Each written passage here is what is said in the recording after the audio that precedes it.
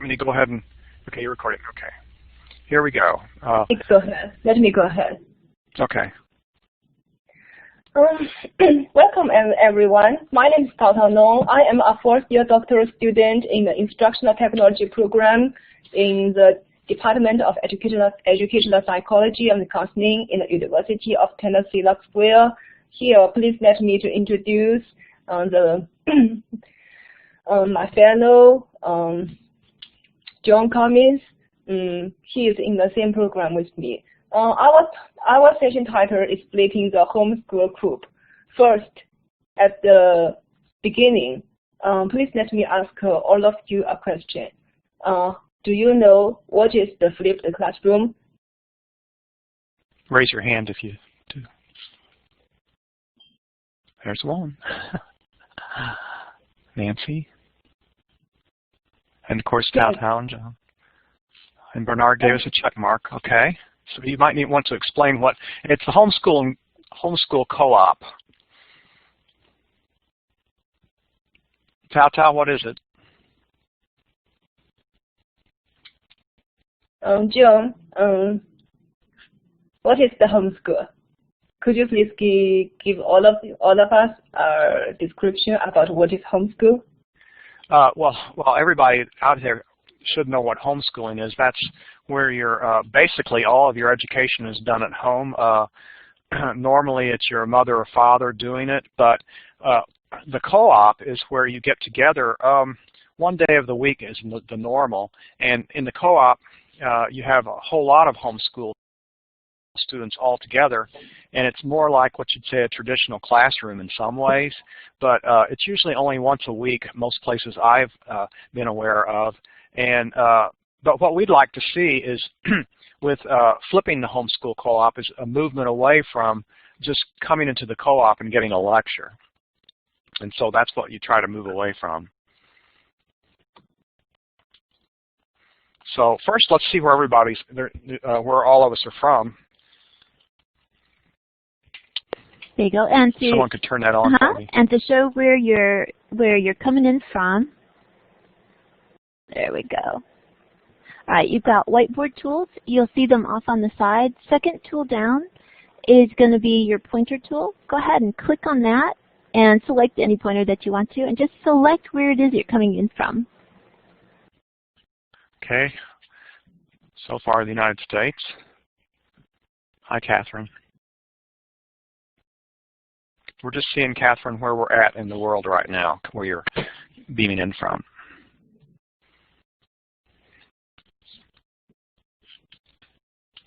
The second tool down from the left. If you grab that, there's a happy face. Oh. Okay. Looks like everyone's from the U.S. Taotao could put China, really, right? Yeah, I will put it on China. I am in the U.S. now, but I am originally from China. Good. Well, maybe we'll have some more enter in a minute. So let's go on to the next slide. Oops. So we're flipping the homeschool co-op. Okay, what is a flipped classroom? In the flipped classroom, the main thing is you really don't have a lecture. That's the way I look at it. You might have a little mini lecture, but I think in a really true flip, you're not going to lecture at all. It's going to be real hands-on. It'll be collaborative learning. What are some other things, Taotao, you do? Yeah, we call it the flipped classroom because the two main steps of a class flipped. In the traditional lecture instructional format, the teacher gives the student a lecture during the class time. That is the first phase of the class. And the second phase is the after class homework. But in the flipped classroom, we flipped the two phases. That is before class, the student will watch the videos or read some reading materials to learn the basic concepts. That is the pre-class learning phases. And the second phase is the in-class time. The students do experience. They have some laboratory experiment. They have collaborative learning activities. They design and craft some products. Actually, they have the active learning experience in class. So we call this flipped. Yeah, and I think a real important thing is that when students come into the classroom, they're really ready to go. They're, in other words, they have this prior learning or prior knowledge, and you're going to do things like projects. You could say have fun, but basically a really good thing to do is what McDermott over in North Carolina, he uses the Bloom's pyramid, and at the very top he puts not presentation, but actually I can't think of the word, but production, where you put something out there. Let's say on YouTube, you actually create a social network creation. Does that make any? What's the right word I'm looking for? Taotao. Production. So you're producing a product. Yeah. What the teacher should prepare for the flipped classroom is to make sure the student be prepared to come into the class. Well, I see, Bernard, you wrote a primer on the flip that might be helpful. So you might want to click on there. I have a link here I'd like to bring up. I'm not sure how to do that, Tammy, on my link. I'm not sure if that's the one I want. It's not the first Fizz, but it's really the second one. The 4 basic steps to flip. Yeah, go ahead and put that one up real quick. Okay. I'm just not sure how to do that. There we go. Roberta beat me to it. She's got it. Okay, thank you very much. Yeah, so we're on a web tour, and look at North Carolina State has a program called Friday Institute of Learning, and I really like the way they do their flip videos. And most people are going to flip using videos, but it's not necessary. It's not really the definition of flip. You don't have to use videos. Okay, just 4 basic steps that she, I don't know if it's he or she, but that they have used is to find a concept to flip, and then lift the content out of the class, and give incentives for students to do out-of-class work, and then practice during class. Now, I don't know if that's a great I don't know if that's the one I really wanted or not, but can we go to another one of those videos real quick, another of those links? I want people to see that haven't seen videos, especially the Fizz videos. Okay, I'll put the Fizz up there. Yeah. Or if I... All right, there's the Fizz. Okay, as far as doing it in the homeschool co-op, Nancy, you do it the same way you would in any other. People ask why this method, why use That's not the one. That's the wrong Fizz video. There's another one. For a flipped classroom. And we've identified 5 reasons that are based upon the research we've done. That's not the one I wanted. Go ahead and stop yours just for the audio. There's the one that says flip side BAM radio. Could that be the one that you want? No, I think it's a Fizz one. Let's see. There's only one Fizz one that I've got. It's the one up on there. There's 4 basic steps to flip, John Bergman's Flip Learning, and 2 at Khan Academy. And then now there's one that I didn't know what it was that you posted up on there that was after whenever you were working on. Yeah, that was it. That's the after one. Okay. Yeah, if you don't mind. All right. Okay. Sorry, everyone. That's okay. All right, here it comes. There you go.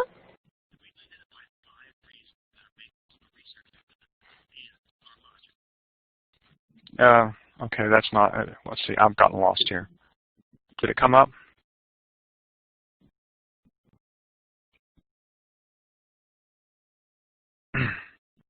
Seems like the same thing's coming up.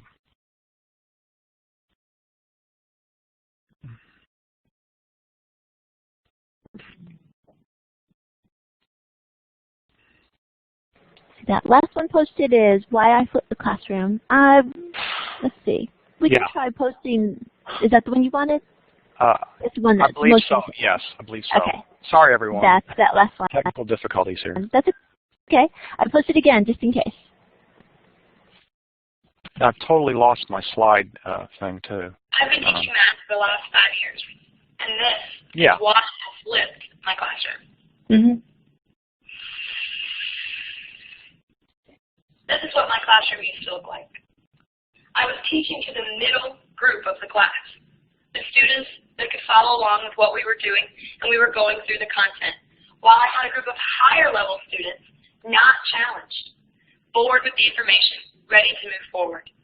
And I had a struggling group of students that were not receiving enough effective remediation. They didn't have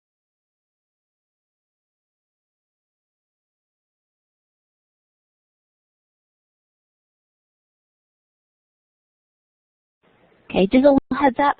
There was 2 audios coming through, so Taotao and John, I kicked off your mics for a second while it was playing just so people wouldn't hear it twice. So when you need to start talking again, just click your mic back on.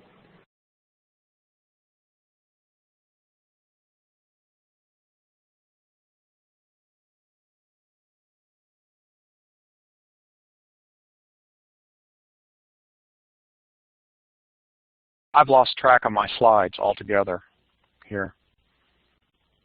Okay, thank you. Now, did you all see that video at all? Raise your hand. I've lost track of where you're at. Some of you have. Okay, that's 2 of you did. Yeah, that's good. No. Okay. Fine. I think we failed to mention totally that generally flipping is done with videos that are pre-prepared. And I really like the way the Phys Institute does it because they're very quick one-shot videos with actually using a flip cam. Quite easy to do, really. You don't have to go back through and edit or do any of that mess.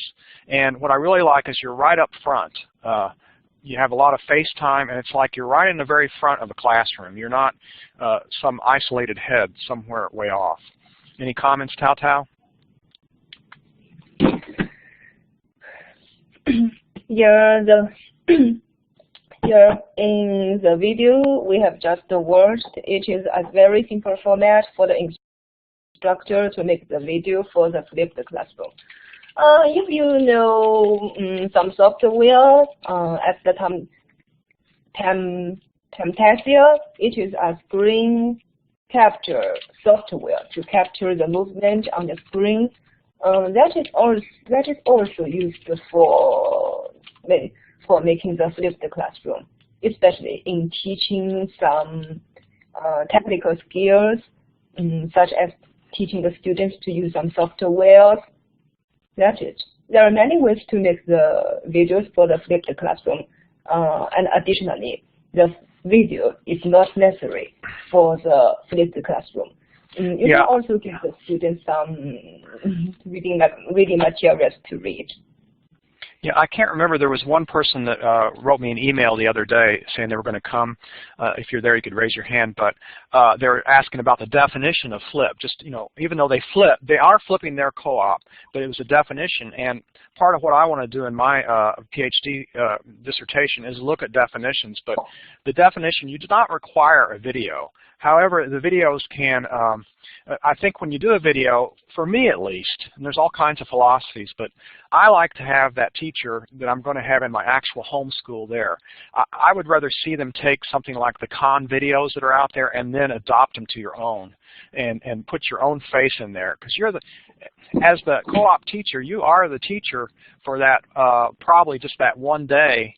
And I think the goal would be to get projects going and collaborations going with students and kind of to sharpen their skills and to promote some higher learning in what they've been learning at home. Homeschoolers are usually pretty motivated, so I think you have a little bit less problem with the motivation of looking at videos. And a lot of the homeschoolers are kind of using videos as well anyway, daily. I think they're higher tech than your, I guess you could say, conventional learners that are out there. They're pretty high tech. So you got some comments on that, Taotao? Let me skip this video. Okay. Not now. How do you implement a flipped classroom or a flipped co-op? They're the same concepts. Yeah, that's the at home, the pre-class learning activity is the concept learning. The students learn the basic concept before class at home by watching the video or reading the materials. Okay, and then when you come in class, you're going to do activities, and then you go back home and hopefully reflect on that. I think all of us have difficulties reflecting, even the homeschool bunch. But then back in home, back in the class again, it's going to be demonstrations. And by presentation, we're talking more about student presentations, not the teacher lecturing. So I mean, that's the thing that, to me, that's probably the most important thing. Is it's hands-on. And the teacher will, help with discussions, or you can get into debates if you're in like a law type class. I mean, there's all kinds of things you can do. It doesn't have to work just with science, but it works in many different types of situations. So, you might, at home, it's not just the videos, okay? You could go out there and get like I was saying, lectures, or let's see now, Tammy, you was mentioning a program they have. Can you flip that on there, Tammy or Roberta? An example of... I can post the link. Yeah, the link. If you could post that link, there are some things already out there that help co-ops flip already. Jay Wiles has a virtual classroom type thing, virtual homeschool group. Do I just click on it, or no? Yeah, you should be able to just click on it, unless you're on Internet Explorer. The Internet Explorer, for some reason, doesn't automatically do it. I mean, I want people to click on that link over there. So how do you get it up here? They'll be able to click it from the text chat. They could just click it there. Okay, if you just want to click real quickly on that where it says Virtual Homeschool Group, you all can see what I'm talking about, or what she's talking about. You want to talk about that a tiny bit? Sure, I could jump in. Yeah, go ahead, jump in. Our program's about, I guess, 7 or 8 years old, right about now, and it is a completely volunteer-run program that offers free classes to homeschoolers, and we also offer the courses that we've built to co-ops to get to use. Tell you what, it might be easier if I do app share. Is that okay with you? If I do app share, because then I can tour. As long as it doesn't take too much time, and this is, I'm not trying to present this one type thing, but it's interesting to know these things are already out there, and so yeah, go ahead. Feel free. Okay. Let me know whenever you see the whole page. It takes a few seconds sometimes initially to load. Looks like we have just one left to go to get to see it. All right, the link that I gave you gets you right here to the home page. You can create your account by the little login button that's up here, and then create an account. And where we help the local co-ops flip, if you go under all courses, you can actually see some of the co-ops that we're already working with, and it's completely free for the co-ops. Here's our local co-ops. So if it's a larger co-op, we'll give them their own course pages that we've created already for our live classes and our At Your Own Pace courses. So they don't have to create their content. Their content's right there for them. All they have to focus on is assigning it to the kids, and even the On Your Own questions and lab report starters, all kinds of stuff inside of it for the science ones. If it's a smaller co-op, then we just encourage them to go ahead and just sign in on one of our At Your Own Pace courses. And it saves us some space, because some of these courses are 600 megabytes. So if they're a smaller one, just have 2 or 3 kids, it's easier for us if they will do an At Your Own Pace. I can go ahead and, let's see, let me just do biology. Okay, if we go into the biology, I'll show some of the resources. Yeah, no, if you say enough, then we'll just stop. But here you can see the individual modules, and we have, if you click on this one, it'll open up and has all the resources. We've got recorded voice threads for each of the lectures. The kids can download blank study notes. It has the images of the slides, but then there's room for them to add their own notes. We usually will have added resources up here at the top that's already been researched for everybody. Now you got voice, computer skill quizzes. You have voice thread there. Go back to that voice thread. Yeah, we initially started out with voice thread. We're starting to use Captivate now, but we started off with voice thread. Oops, hold on, I clicked on quiz. Let me go back. Could you give one little example? Off with voice thread, and you can go ahead and go down here to one. All right, Kingdom Monera will open up. Now, in AppShare, you won't get sound, but you can get a general feel for how VoiceThread works. So we'll click on VoiceThread. Give it a second to load. I'll show you some of the features of VoiceThread. Our co-op has a campus level account, so even the students can create VoiceThreads and turn them in, and it integrates. Oh, I'm going to stop the sound so I'm not hearing myself. But you can, for VoiceThreads, you just load up your images, and it has tools down here for you to be able to add the content, and students can come in and add their content too. I'm going to pull back a second, and you can see there's a number of slides in this one right here. I was trying to see if one had the comment on it. It looks like this one's kind of quiet, didn't have comments. But students, all they have to do is, once they create an account, they can click on comment, and their comments can be added in.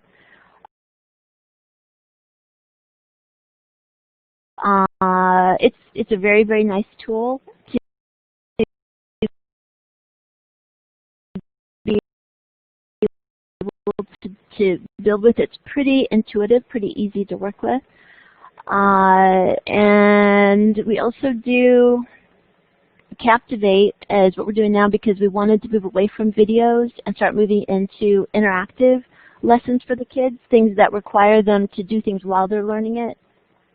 Yeah, Nancy has 2 in our program, and so gradually, probably 5 years from now, we probably won't have any VoiceThreads left. We'll probably get everything converted over to Captivate because of it just being able to do so much more. I'm going to go ahead and go off mic second, let everybody catch up. Got a little bit of audio lag. There we go. Now we're back on.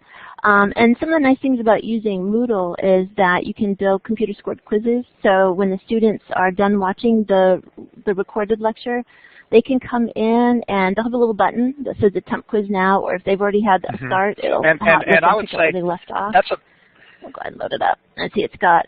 That's these a very good the, addition because someone was mentioning earlier over on the chat. They're asking about how do you just motivate these kids to come in prepared, and part of the motivation is if you have quizzes, then that can motivate. Yeah, because the teachers can come in and see. I'll go ahead and go in here. The teachers can check to see if the students have come in and done the work. I don't want to show names for too long for student privacy reasons, but you can just see you can go in and check to make sure that the students have completed it.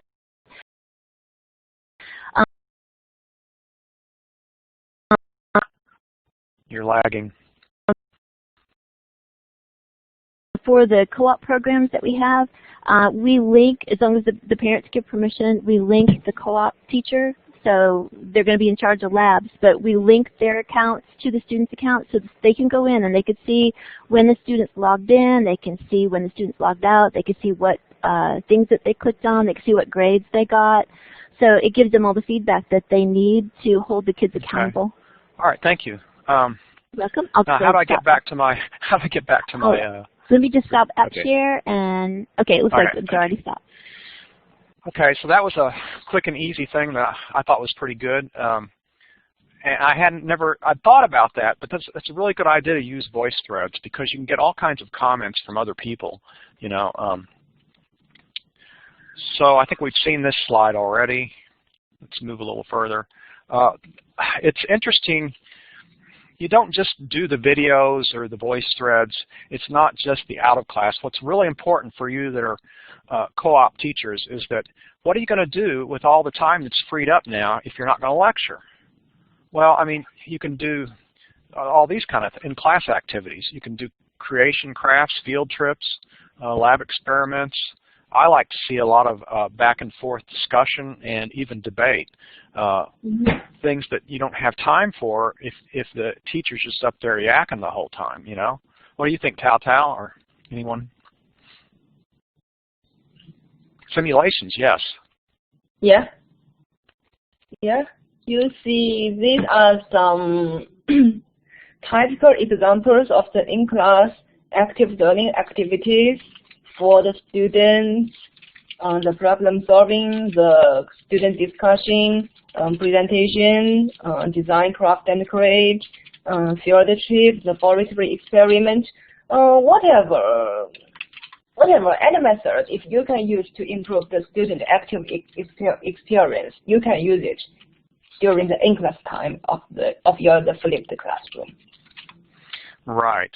That's good. I would point people again to the North Carolina State Friday Institute for really how to make videos. They have 1 and 2 minute videos that tell you exactly how they do it, which I really like. And you can do it all kinds of things. You can do music videos. You can do these paper videos.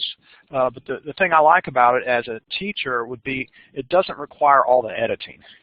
You do have to set up ahead of time. You need to set up your storyboards, but it makes you think a whole lot more about your lecture, and you can cut a 45-minute lecture down to about 7 minutes if you're really smart. You don't have to do all the classroom management and everything. Let the students do all the stuff in the classroom. This slide indicates. Okay, we'll come back to that slide again.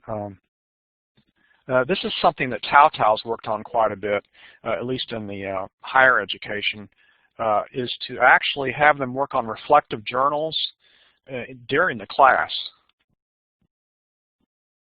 And that can also provide some, I don't know, it gets them more individually involved and helps them to sit back and think about what they're doing a little bit.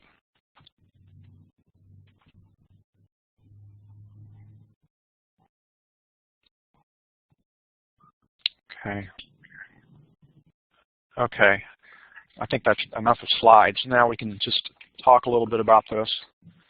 Taotao, you have some things to add, or Tammy or Roberta, any of you? No, thank you. We're going to try something for the first time this year, something different that we've ever done before.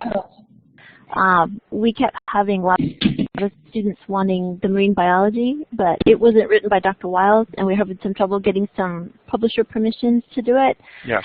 And so we thought, well, we would experiment this year and actually have the students create the marine biology. So the students that will take it this year, we've got a marine biologist that's what he does professionally. He's going to be our subject matter expert. And we're going to teach the kids how to do Captivate, how to build the courses in Moodle, how to build the e-learning. And then the kids are it's going to be theirs. They're going to make the marine biology course this year. And then from there on out, it'll be offered for free for all of the students in future years. Mm-hmm. I wanted to mention a new curriculum that's coming out, the Ron Paul curriculum. It's a general homeschool curriculum. If no one knows about that yet, but it's all free from all the way up through 6th grade. And I think it doesn't cost hardly anything for high school either. There's no certificates or anything like that. It's strictly a curriculum.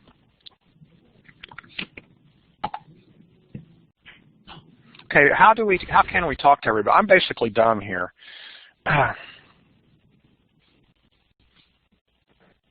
Maybe we can share. Well, I've opened up everyone's microphone since we're a relatively small group. Okay. All right, your mics are open. John Yes. and Taotao, do you have contact information in case people want to contact you later? Like email? Yes, that would be good. Yes. Taotao, if you have contact information, perhaps you could enter it into the chat? Yes. I'm typing. Yeah, I mean, if there's questions, we're right here because I have to apologize. I didn't have enough time to do a very fancy presentation, but the main thing I wanted to get across was that co-ops can be a lot more interesting, I really believe, if the students come prepared, sort of together, having I think the video might be the best way, but having done something together and actually being prepared, not just from something that their homeschool mother has got them to do and they're kind of at different spots, but that they're right on that subject of the day, and then they can actually work together. Of course, it works really well with labs, but I think it works really with any subject. There's a question from Kathy Ann. She asks, do you have examples with more open groups than science from instructor? I'm not sure exactly what she means, but I think that like I was saying, you can do it in any subject. I mean, they've been doing this in law school for years. They do, they come prepared with a case study, and then in class they discuss it. They don't really have lectures. I mean, it doesn't have to be hard sciences, although a lot of the flip started there with chemistry and physics. I personally don't see why that has to be.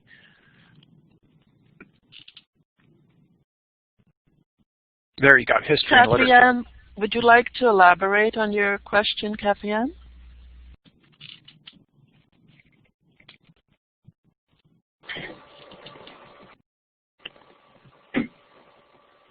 I guess maybe no thank you would be a better answer, but I'm thinking of co-ops that everyone gets together on a theme, but not necessarily all the same subject material that they need to have read. Mm-hmm. I can kind of see uses for that, but I wondered if you had experiences in that.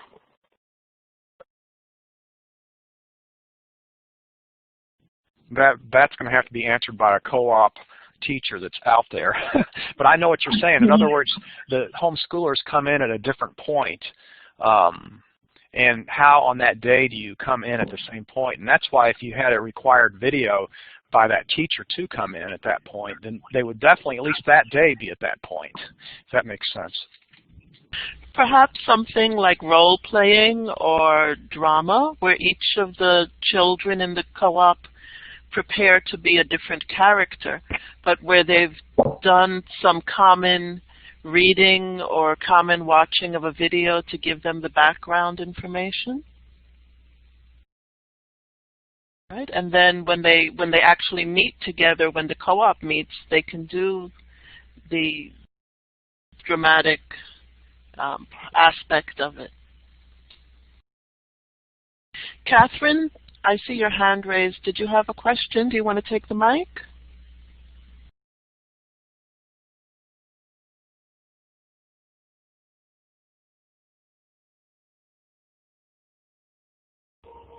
Okay, I just figured out how to turn on my mic.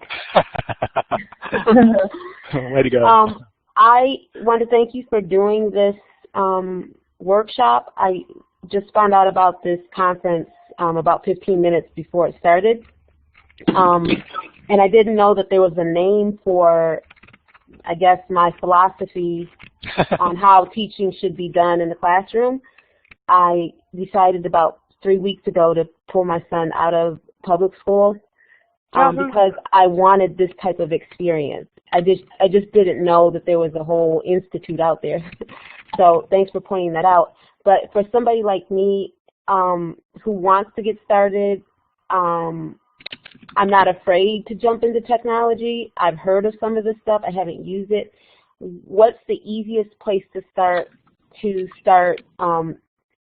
pulling some of the resources that I have bookmarked and everything and kind of packaging it into a video? Or it's just my one child? Well, the Khan Academy has loads of videos that are already out there for free. I don't know what age your student is. 3rd grade. But yeah, the Ron Paul curriculum is going to have, I think it's strictly video, and it's free from 1st through 6th or kindergarten through 6th. Mm-hmm. I think it starts in September. But there's plenty of free stuff out there. Go to Khan Academy, Khan, mm-hmm. and that virtual room that she showed a while ago. Did you see that? The virtual. Anyway, that. Well, I bookmarked a lot of them that you put up. A lot of the sites. And you need to look to try to find a co-op too, where your student can be with other. That's the whole thing. Is this is flipping a co-op, actually. So there's probably a co-op somewhere around you. There are, and I've been to some of them, and I just feel like it's more of the same in the classroom. That some parent is up there volunteering, and I want more than that. I want. Yeah, and that's why I agree, and that's why I even got into this subject at all. Was I thought, well, why don't they flip the co-ops? And so you'll find some co-ops where there may be 1 or 2 people flipping, but most of them won't be doing that yet. But I think the idea is going to spread. Where are you guys located where you're doing all this innovative stuff? Is it? I'm in the Washington, D.C. area. Well, Taotao and I are down in Tennessee, but I think Okay. it's worldwide, really. Yeah. Happening. Mhm. Yeah. Okay, well, I'm excited. Thank you. Thank you. Thank you.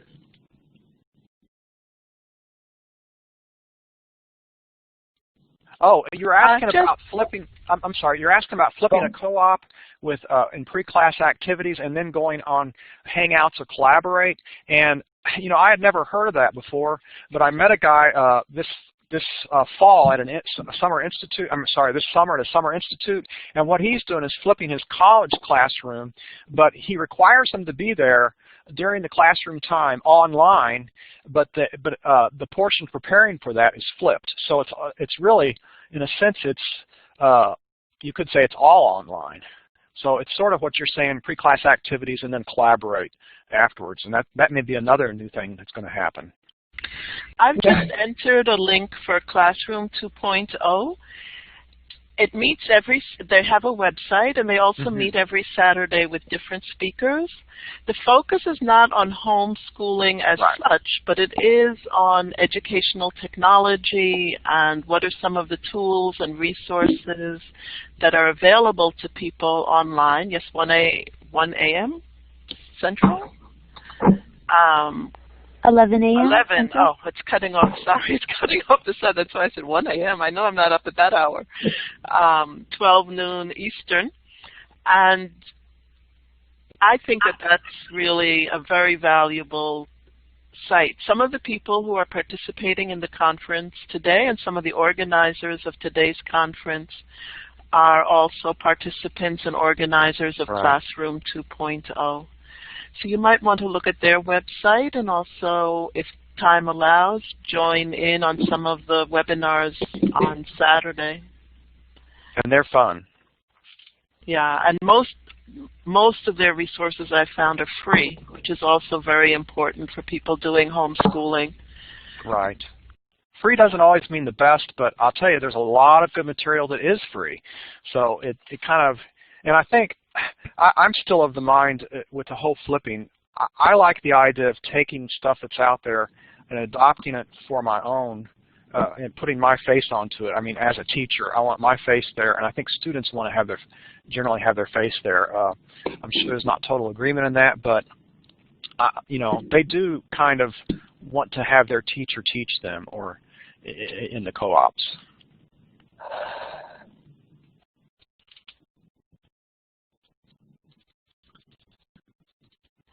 I think it was Catherine too, or Ann. Anyway, however you say it, you were mentioning you didn't want it to be just like it was, and you pulled your child out. And I think a lot of us are that way. We want to see. We don't want the same old thing. You know, we want to see our students learn deeper. We want to see them, you know, achieve higher. You know, higher levels of thinking. And I think this is just one way that you can edge that forward a little. In my neighborhood, the homeschooling co-op actually grew out of a play school co-op. So initially, they weren't planning to do homeschooling, but then as their children got older, they decided that they didn't want to send their children to the local schools. So there are other groups of parents, like a play group co-op or something like that, or even a block association. You might approach some of the parents in there and find out who's been involved in homeschooling. Sometimes it might not be 100% homeschooling. It might be something that they're doing to supplement what goes on within their child's classroom in the traditional school system. You know, I think another thing for those, some that are just now starting to homeschool that are even here in this room, you know, I think it really helps to build up your background resource. One of the things that my wife and I did, and we can tell we're old-time homeschoolers, but one of the reasons we did it was we wanted to have higher academic standards, and the book Homegrown Kids really spoke to us, and then a lot of the books by John Holt, who some consider the father of homeschooling, but there are a lot of the old-timers that if you could get a hold of their books, it kind of builds a foundation under why you're doing what you're doing.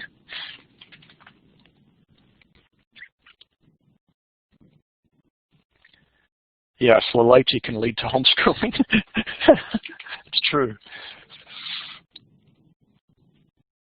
Are these comments recorded? Yes, they'll be Yes. in the recording. Good. Excellent. I end up looking at that more than anything else.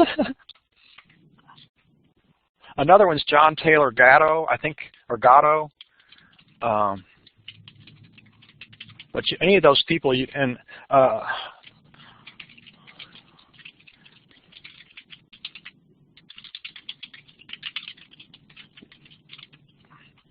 interesting how people do get into homeschooling, the different way that they've, different directions they come from,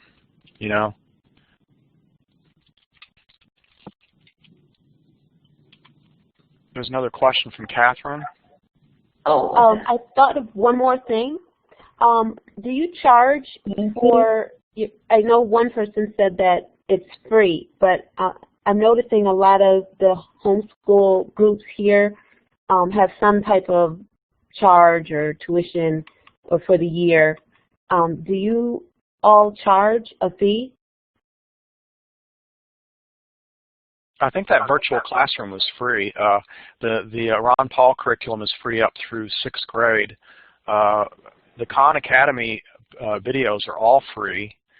I meant for the co-op to join the co-op. I would imagine most of them cost a little. Well, a lot of times the local co-ops, the reason that they have to charge a little bit is because a lot of times they'll have to rent a building, so they have to distribute the cost of the building rental out over the members that are meeting together.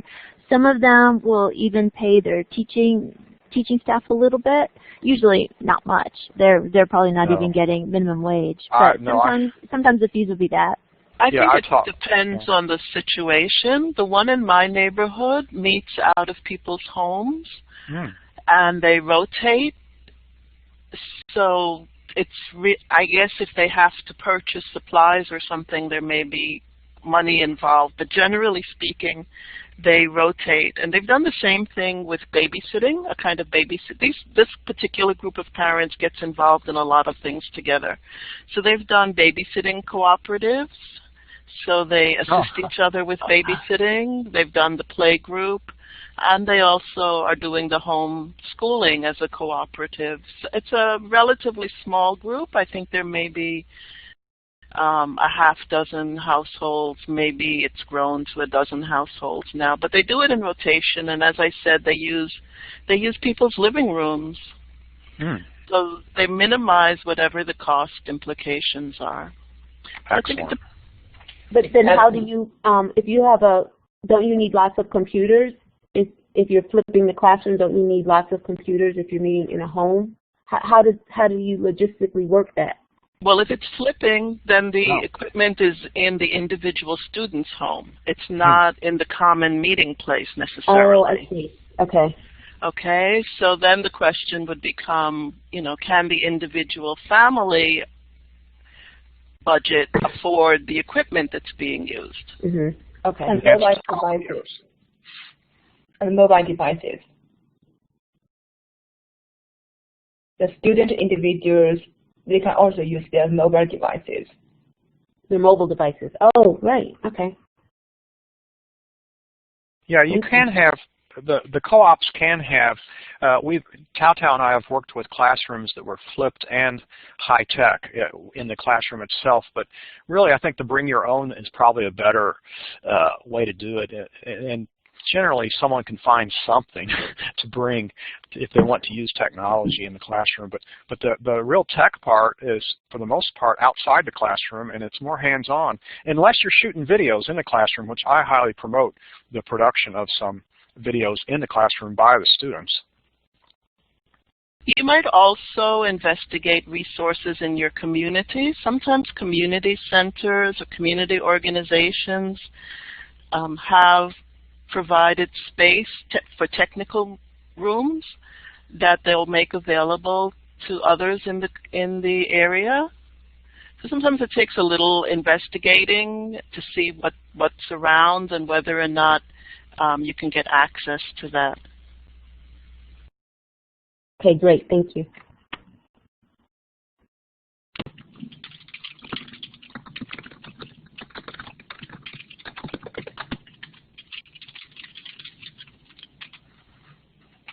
I really appreciate you moderators helping me out here with this presentation. Well, we formed an instant co-op. Yeah. Hi, Anne. Oh, our boys and girls club. The mics are open, Anne, if you want to talk. Hi, Nancy. You asked the question about the computer lab? Oh, good comment. Yeah, Very we saw good. it. See you, Anne. If you, we just been talking about flipping co-ops. If you have any questions for anyone, there's a whole bunch of people that can answer here. Just click on the microphone.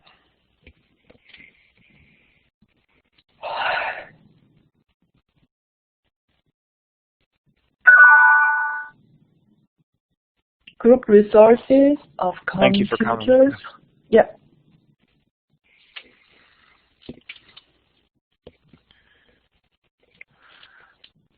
Okay, we're kind of wearing out the questions. Nancy? On the ideas to find group resources for computers, sometimes you can check with your local community college. Sometimes they'll allow students to go in. That's obviously going to vary a lot from one place to another, but that would be a place where they'd probably have a significant number if you wanted to have a large number for them to have all together at the same time.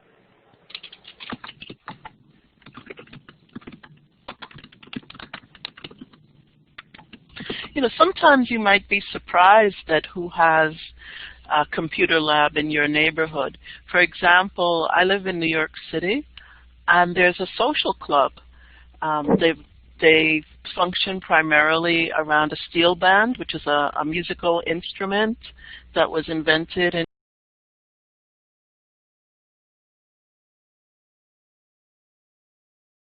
intermediate unit. Oh, yeah, that's good.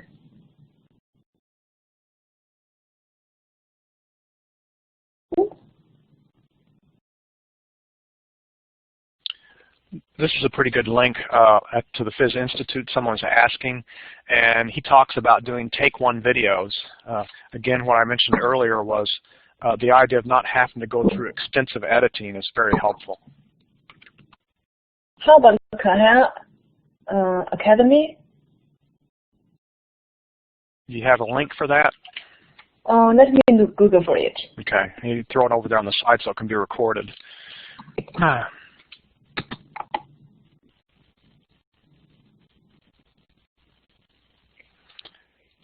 Yeah, the computers are getting so cheap now. It's just...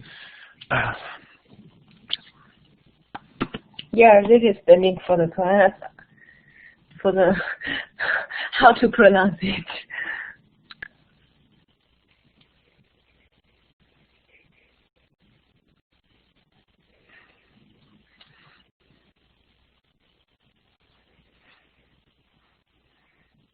Does anyone else have an app they'd like to share? Hello, Roberta. Yeah, sorry about that. We had a problem with the internet connection. Oh. Yeah, I was saying that, you know, sometimes you might not think of an organization as automatically having this kind of resource, but there are many places that do, and if they primarily focus on after-school programs, then they may be very open to making their resource available during the regular school hours when no one else is using their facility.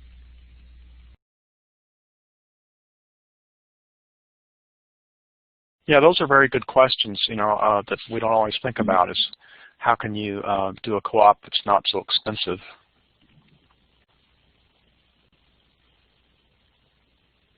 Make sure when you exit the room that you click on the X at the upper right of your screen, or File Exit, and please fill out the survey.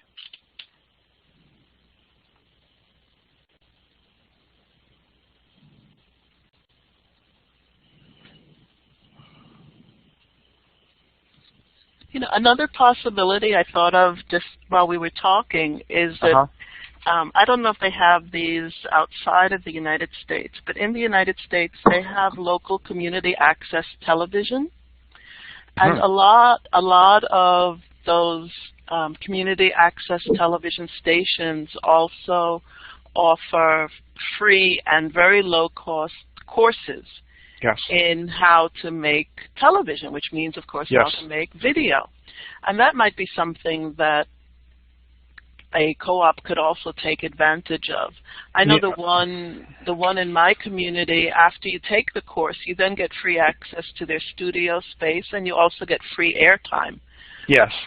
So that's a super idea. I'd forgotten about that, but I used to, with 4 or 5 others, we used to do a TV show down in Knoxville, Tennessee, and they train you, and we had 2 or 3 homeschoolers involved, and one of them became a really excellent editor, and he ran the whole show and told us I was running camera.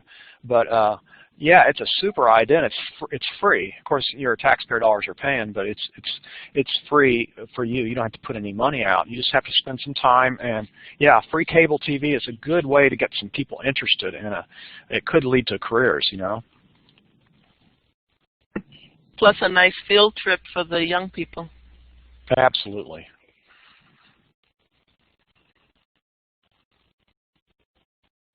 I don't know what an edu-creation is. Like that word, though, edu-creation. Oh, great. I think, too, when you get into the classroom situation with Flip, just think real creatively. What would you like to do if you were a student, you know? I like projects. In our grad school, I think I've only had tests in maybe 2 classes out of 15 or 20, and I really appreciate projects. Because you end up with something you created. You have something tangible.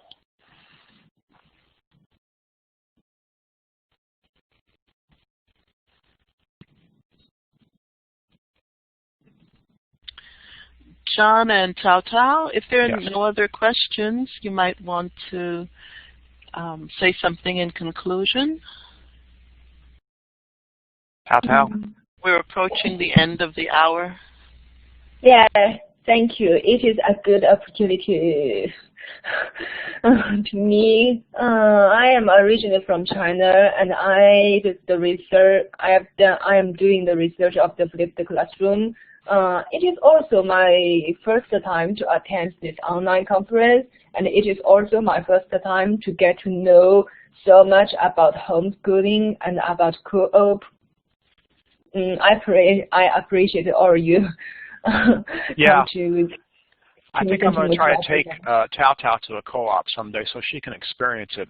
I'm John Cummins, and I really appreciate everybody, especially your moderators that have helped.